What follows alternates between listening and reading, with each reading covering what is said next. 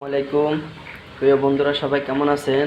আপনাদের সামনে একটা পাকের ভিডিও নিয়ে আসছি। দেখেন, লাউ দিয়ে চিংড়ি মাছ দিয়ে পাক করতেছি। ডিটি শেষ করলাম, ডিটি শেষ করে পাক করতেছি। ভাত রান্না হয়ে গেছে।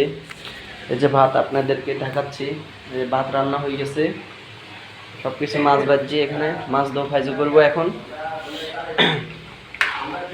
ঠিক আছে, এই দেখেন লাউ দিয়ে চিংড়ি মাছ দিয়ে রান্না করতেছি। এই যে চিংড়ি মাছ, এই যে চিংড়ি মাছ দেখতে পারেন। ডিটি শেষ করলাম, তো ডিটি শেষ করে এখন পাক করতেছি। ভিডিওটা ভালো লাগলে লাইক দিন, শেয়ার করে দিন। ঠিক আছে, যে পাক চলতেছে।